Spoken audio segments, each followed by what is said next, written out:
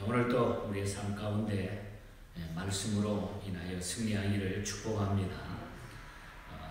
11장의 말씀은 입다가 이제 사사가 되어서 또 이스라엘을 구원하는 이런 장면이 다 읽지 못했습니다만은 마지막 부분까지 나타나는데, 마지막 부분까지 간단한 내용을 먼저 말씀을 드리면, 입다는 그 외교적 판단을 통해서 평화적으로 문제를 암몬하고 해결하고자 했지만은 이것이 실패하자 마침내는 무력으로 암몬을 제압하게 됩니다.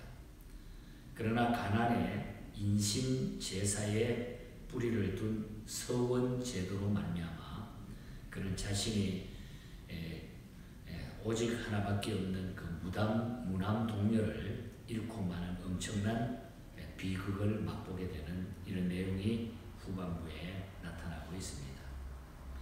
암몬 자손으로 인해서 고통을 당하자 이스라엘은 하나님께 부르짖어 다시 회개 기도를 하죠. 너무너무 또 힘들어지니까 하나님 살려달라고 또 회개합니다. 이 진실된 회개와 간구는 하나님의 마음을 움직일 수가 있었습니다. 우리가 그 앞장 사사기 10장 10절에서 16절 사이에 보면은 하나님 앞에 간절하게 회개 기도를 하는데, 하나님은 또 이스라엘 백성을 사랑해 주십니다. 이 11장에 와서 이에 하나님께서는 세우신 사사 입다를 통해 가지고 암몬의 손에서 이스라엘을 구원해내는 장면이 나타납니다. 입다는 다른 사사들과 달리 매우 독특한 사사였다 하는 것을 알게 되죠. 그는 다른 사람들과는 달리 하나님이 먼저 세워주심으로 사사가 된 자가 아니고, 길르앗 장로들이 입다를 전투의 지휘관으로 먼저 선정한 것을 하나님이 후에 추인해주는 형식으로 사사가 된 것 같은 이런 느낌을 우리가 말씀을 통해서 보게 되는 겁니다.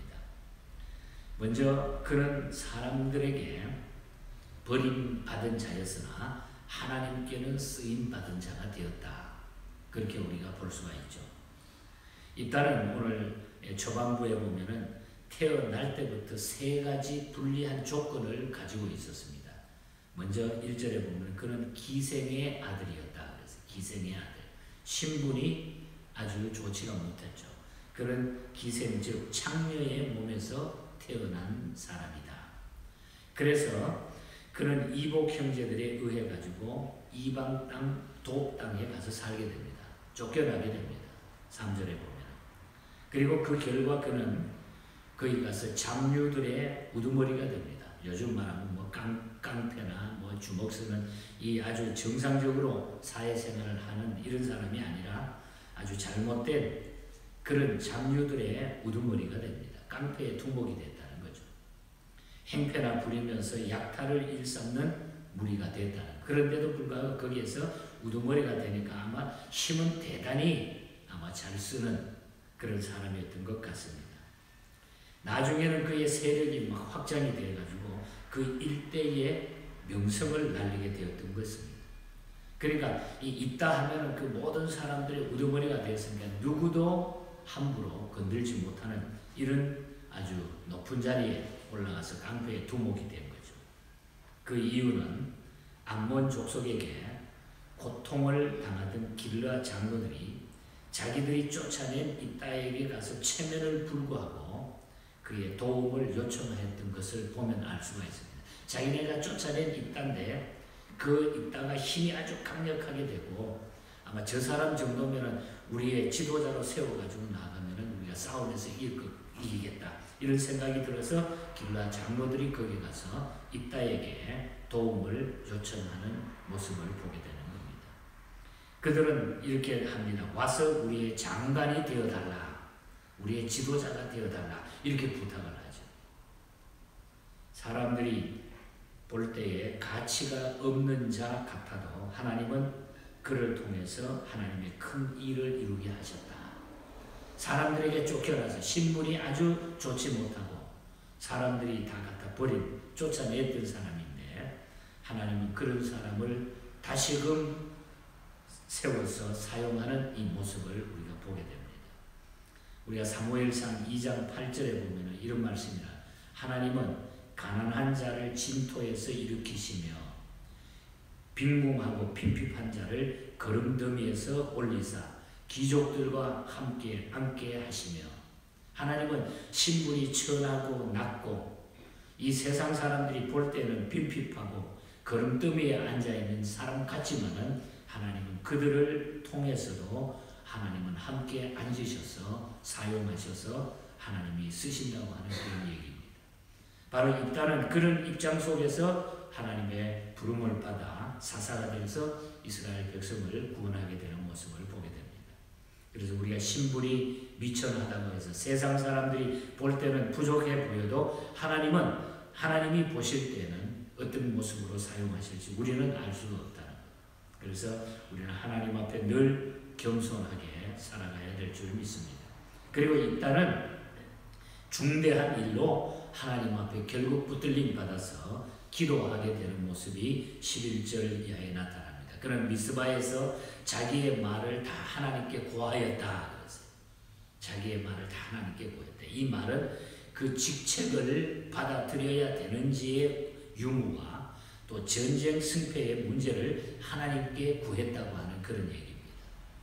이렇게 예견하지 못하는 제의를 받았을 때 우리의 장관이 되어달라, 지도자가 되어달라, 이렇게 제의를 받았을 때 그는 그 순서가 비록 하나님께 묻지 않고 승낙한 일일지라도 나중에 하나님께 다 고하는 일이라고 하는 것을 생각하면서 하나님 앞에 그 일을 시작하는 생활을 물어보고 기도하면서 시작했다고 하는 것이 입다에게는 대단히 귀한 일이었다는 얘기입니다. 29절에 가서 보면 이에 여호와의 신이 입다에게 임하니라. 하나님 앞에 구하니까 하나님의 신이 성령께서 입다에게 임하셔서 입다에게 놀라운 능력을 허락했다고 하는 말씀입니다. 이것이 입다의 기도에 하나님이 응답한 결과라고 볼 수 있는 것입니다. 자녀가 부모에게 모든 것을 다 고하듯이 하나님께 우리가 고하면 하나님의 돕는 손길이 언제나 우리와 함께 하신다는 것. 그래서 우리는 살아가면서 하나님 앞에 크고 작은 일들을 다 하나님 앞에 구하게 되면 부모가 자식을 기억하는 것처럼 하나님은 늘 우리를 도와주시고 그 손길을 통해서 우리를 안전하고 좋고 풍성하고 하나님의 뜻을 따라 이루어 주신다고 하는 것. 그래서 하나님께 기도하는 일이, 묻는 일이 그렇게 중요하다는 거죠. 여러분, 하나님 앞에 이 삶을 통해서 저와 여러분들도 이 어려운 시대에 믿음으로 꼭 승리할 수 있기를 축복합니다. 그리고 입다의 승리와 서원 이행을 우리가 볼 수 있죠. 하나님은 입다와 함께 하심으로 이렇게 전쟁에 나가서 기도하고 모든 준비를 잘했을 때에 암몬 족속과의 전쟁에서 이길 수 있었습니다. 29절 또 32절 33절에 보면은 입다가 아주 대만족스러운, 하나님이 하시는 일이니까 이길 수밖에 없는 거죠. 그런데 입다는 한 가지 큰 실수를 하게 됩니다. 그것은 하나님께서 전쟁에 승리하게 해주시면 제일 먼저 전쟁에 이기고 돌아갈 때에 먼저 자신을 맞으러 나오는 사람을 번제물로 바치겠다, 이렇게 소원을 해버립니다. 이런 소원은, 사람을 잡아서 사람을 번제물로 드린다고 하는 이 소원은 바로 가나안의 인신제사에서 나온 그런 이야기입니다. 우상숭배에서 나왔던 그런 약속들이에요. 그런데 그런 약속을 하고 전쟁을 승리하고 들어가는데 자기의 무남동네 딸 하나밖에 없는 이 딸이 제일 먼저 자기를 환영하며 맞으러 나오는 거예요. 그래서 결국 입다는 자기 딸 무남동녀를 하나님께 바치는 고통을 겪어야만 했습니다. 34절부터 40절까지 그 내용이 자세하게 나타나고 있는 것이죠. 이런 풍습은 이방 나라의 인신제사 풍습입니다. 하지만 우리는 이 말씀을 통해서 중요한 교훈을 받아야 될 것은 서원은 경솔히 해서는 안 된다는 교훈입니다. 서원은 우리가 함부로 경솔하게 해서는 안 돼요. 우리가 잠언 20장 25절에 보면은 함부로 이 물건은 거룩하다 하여 서원하고 그 후에 살피면 그것이 그 사람에게 덫이 되느니라. 함부로 서원을 우리가 쉽게 하지 말라고 하는 얘기죠. 그리고 또 중요한 것은 일단 하나님께 서원하는 것은 자기에게 해로울지라도 지켜야 된다는 것. 이것이 신명기 23장 21절에서 23절에 나오는 얘기입니다. 해로울지라도 서원했으면 그는 분명히 지켜야 된다. 그래서 이 입단은 무남동녀 딸을 하나님 앞에 그대로 드리게 됩니다. 신학자들이 두 가지 견해를 나타내죠. 이 딸을 실제로 딸을 죽여가지고 하나님 앞에 드렸다는 이런 또 신학적인 일을 그대로 말하는 사람이 있고, 또 한편의 의견은 딸이 결혼하지 않고 평생 동안 하나님을 위해서 성전 봉사를 하면서 살았다. 하나님 앞에 드려진 그런 삶을 살았다. 후자의 것을 많은 사람들이 더 믿고 따르는 이런 견해를 우리가 보게 됩니다. 어떻든 그게 중요한 것이 아니라 하나님 앞에 함부로 서원하지 말아야 되고, 또 서원한 것은 해로울지라도 그것이 지켜져야 된다고 하는 것이 하나님과 우리와의 관계예요. 그래서 하나님은 적당히 모든 일이 쓱 세상 말로 구렁이 담 넘어듯이 이렇게 쑥 넘어가는 게 하는 일이 아니라는 거예요. 하나님은 이것이면 저것이면 분명하다고 하는 것을 우리가 기억하고, 하나님과 우리의 관계는 적당한 관계가 아니고 아주 명확하고 철저하고 하나님은 말씀하신 그대로를 우리에게 나타내고 계신다. 하나님의 백성이 어렵고 힘들지만 하나님은 어떤 방법으로든 그 시대에 사람을 세우셔서 하나님이 구원하시고 하나님의 역사를 만들어 나가는 겁니다. 하나님 앞에 우리가 어떤 자리에서든지 귀하게 하나님의 도구로 아름답게 우리가 사용되는 이런 믿음의 사람으로 이 시대를 꼭 승리하고 살아가는 우리 모두가 되기를 주님 이름으로 간절히 축복합니다. 하나님 아버지 감사합니다.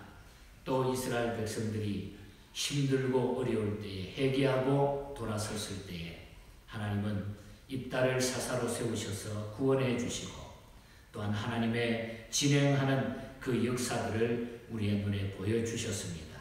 용사 입다를 통해서 주시는 교훈이 오늘 우리에게 큰 교훈이 되게 해주시고, 이 시대에 저희들에게 큰 하나님의 뜻을 이루는데 믿음의 뿌리가 되게 하여 주시옵소서. 오늘 하루 종일 우리 성도들 어디 있든지 간에 일일이 지키시고, 또 사업터, 가정, 직장, 우리 자녀들 모두 하나님이 축복하여 주시옵소서.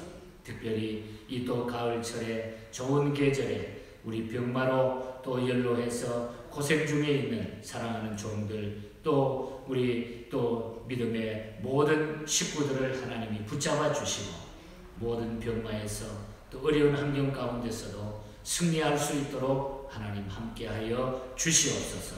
특별히 교회를 통해서 자라고 있는 어린 영혼들, 또 청소년들, 젊은이들에게 꿈과 소망을 주시고 이 시대에 늘 믿음으로 승리할 수 있도록 붙잡아 주시옵소서. 이 시간도 주의 존전에 나와 여러 가지 문제를 놓고 기도하는 사랑하는 교우들 하나님 붙잡아 주시옵소서.